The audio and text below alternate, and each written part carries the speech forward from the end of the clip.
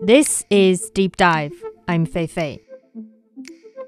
You may or may not have known this, but your iPhone, or whatever smartphone you're using right now, uses parts from all over the world. Your screen could have come from South Korea, its battery from China, camera from Japan, or sensors from the US. Most of these parts enjoy zero or minimal tariffs when they are shipped across borders. But this did not come easily. When electronics were not yet widely popular and information technology still felt like a brand new idea, pretty much like how we feel about AI today, officials and business leaders once sat down and talked about how to make that high tech more accessible for all at a forum called the Asia Pacific Economic Cooperation, APEC. The idea to cut tariffs on electronics made APEC a name for itself as a pioneer in implementing free trade. In about a week's time, another APEC summit is going to take place in San Francisco. Is APEC still the free trade pioneer as it was once acclaimed to be? And what changes could arise following this San Francisco summit? I spoke with CGTN business reporter Zhu Zhu, who is on her way from Beijing to San Francisco for the event. This episode is brought to you on Friday, November the 10th.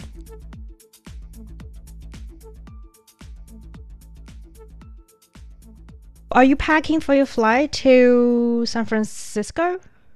Yes, already. We will fly from Beijing to Shanghai and then to San Francisco. So you're reporting for APEC meetings to San Francisco. And so can you first tell us some of basic information about this APEC? Yeah, sure. So APEC stands for the Asia Pacific Economic Cooperation. It is a regional economic forum that brings together 21 member economies from the Asia Pacific region, including like Australia, Canada, China, Japan, the US, and among others. The goal of APEC is to promote free trade and economic cooperation among its member economies. Its primary objectives are to create greater prosperity for the people of the region by promoting balanced, inclusive, sustainable growth and by accelerating regional economic integration. And to achieve this, it focuses on various areas, including like trade liberalization, business facilitation, economic and technical cooperation, and the pursuit of sustainable and inclusive growth. The organization also works on reducing trade barriers and enhancing connectivity among its member economies. And the APEC Economic Leaders Meeting is the annual summit attended by the heads of government from each member economy. So the meeting this year will be held in San Francisco from November 11th to 17th. I'm just very looking forward to attending the meeting there. So the leaders meeting is likely to be the highlight of the whole agenda under APEC. You also mentioned a lot about inclusiveness and also regional integration in the Asia-Pacific region. And I'm wondering, why is integration or inclusion in economy or trade important to the region? Yeah, because, the idea for APEC was initially proposed by Australian Prime Minister Bob Hawke during a speech in Seoul, Korea in 1989. And at that time, 10 months later, 12 Asia-Pacific economies met in Canberra to establish APEC. And the proposal was very groundbreaking at that time and was supported by various regional leaders who saw the need for increased economic cooperation in the Asia-Pacific region. And like I mentioned earlier, APEC promotes economic growth and prosperity by facilitating trade and investment among its member economies. The reduction of trade barriers and the promotion of open markets within the region can lead to increased economic activity, job creation, and also improved standards of living. And APEC aims to reduce tariffs, remove barriers to trade, and simplify those customs procedures. All of these are really helping foster a more efficient flow of goods and services across borders, which is very vital for the growth of businesses and industries in the region. And it also provides a platform for dialogue and cooperation among its diverse member economies. It follows for the exchanges of ideas, policies, and best practices. This collaboration can lead to the development of more effective economic and trade policies, so it's really important.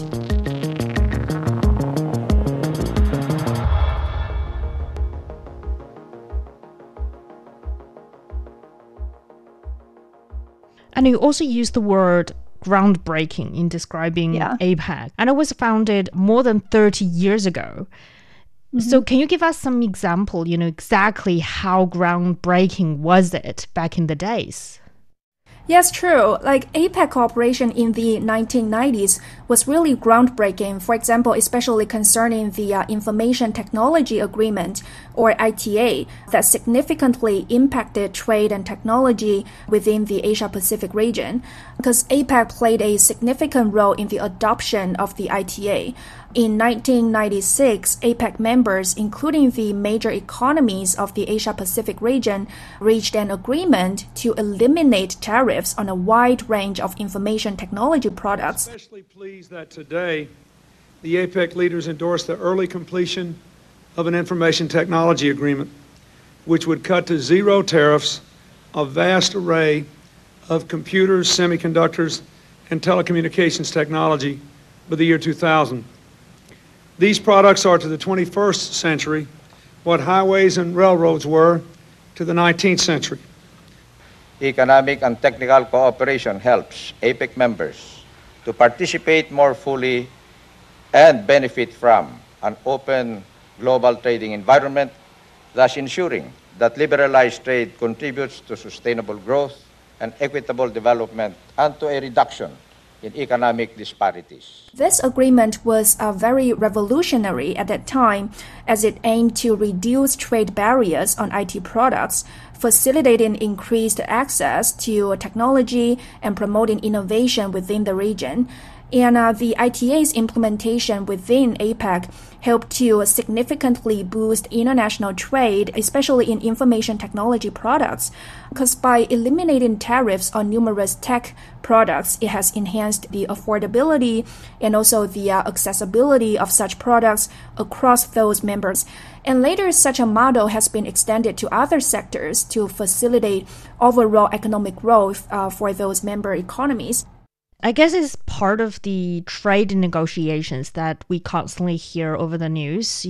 Countries or economies held meetings to negotiate certain trade problems, like you just mentioned in information technology in the 1990s. But for us, like ordinary people, common people out there, what did these kind of trade negotiations mean for us? Did it mean that we are paying less? Yeah, this is a very good question. Many people are paying attention to this. Like when tariffs are reduced or eliminated on specific products, it can potentially lead to lower prices for those products. Reduced trade barriers also foster increased competition among those manufacturers and providers. So this competition often leads to innovations and cost efficiencies, which can in turn influence prices in the consumer market. And there are also more trade agreements to come, such as the Environmental Goods Agreement. Since 2014, WTO and APEC members have tried to negotiate the Environmental Goods Agreement, or EGA, and have conducted many rounds of negotiations, but haven't got the deal done yet. What's worth mentioning is that deals reached under the APEC framework is not legally binding, but they can still accelerate the process of putting them into legalization. So we can look forward to seeing more trade agreements like this be put forward in the future that can really benefit we ordinary people. As you said, deals or agreements reached under the APEC framework is not legally binding. And does this mean that APEC as a framework or not really a legally binding organization has some sort of inherent flaws? Not really. Like APEC thrives on collaboration among its member economies, and reluctance from those major players such as the US in actively participating in regional economic and trade cooperation really undermines the collective efforts of the forum. In recent years, the rise of US trade protectionism and a general reluctance to actively engage in those regional economic and trade cooperation, along with the slow progress in negotiations on the Asia-Pacific free trade area, have had significant impacts on APEC. The slow progress in negotiations for the Asia-Pacific free trade area directly affects the objective of establishing free and open trade in the region. This also hampers the potential growth and integration of economies in the Asia-Pacific. It also creates divisions and can hinder consensus building and decision-making progress. So this uncertainty may also discourage investments and hinder growth prospects for its member economies. But what about other countries? APEC has more than 20 member economies. What are the reactions from other countries and other economies? Yes, so many other countries are still playing a very positive role in boosting cooperation among APEC members such as China. So China committed to build an Asia-Pacific community with a shared future. 我们要推进落实2040年愿景。 We shall keep up our good work to put the Putrajaya Vision 2040 into action and endeavor to build an Asia-Pacific community with a shared future featuring openness and inclusiveness, innovation-driven growth, greater connectivity, and mutually beneficial cooperation. China's vision for such a community encourages policy coordination and also multilateral dialogue. This can provide a platform for APEC member economies to discuss common challenges, share best practices, and also work together on issues such as economic development, trade, and regional stability. Meanwhile, collaborative discussions and coordinated policies can foster an environment that's conducive to economic development. By aligning policies and sharing best practices, APEC economies can create more robust frameworks for trade and sustainable economic growth. For example, Singapore has championed the sustainable development initiatives within APEC, focusing on issues such as sustainable urban development, green technologies, and also climate change resilience to foster cooperation in environmental sustainability. And like Australia has also pushed for greater support for SMEs or small and medium-sized enterprises within APEC, initiating discussions and programs to enhance SME participation in international trade and foster their growth in the global market. This time you're flying to San Francisco in the United States, but you also said that over the past few years, we have seen U.S. seeing a rising in its trade protectionism. And does that mean by hosting the APEC meetings this time, the U.S. is actually walking back to regional and international cooperation? Well, I personally think that it does not necessarily guarantee a complete shift for the U.S. to go back to regional cooperation. While hosting APEC signifies engagement in a regional economic forum, it may not indicate an immediate change in the country's approach to regional cooperation, but it's a step forward. Because, the U.S. has been a key participant in APEC since its inception in 1989. While there have been some fluctuations in its level of engagement, historically, the U.S. has recognized the importance of APEC as a platform for economic discussions. However, the U.S. trade policy has undergone shifts over time. Different administrations have varying approaches to multilateral trade and regional cooperation, so participation in forums like APEC could also serve as a way to strengthen ties with its regional allies and partners too. Who knows, right? So I'm just very looking forward to attending the meeting, and just let's see how it turns out. I hope you also enjoy San Francisco and also the trip in the US overall. Thank you, Juju. Thank you so much. It's been more than a decade since the United States last hosted an APEC summit. The last time was in Honolulu in 2011. The world has changed much since then, and so has the US. What hasn't changed much is the group photo of world leaders posing in the traditional clothing of the host country.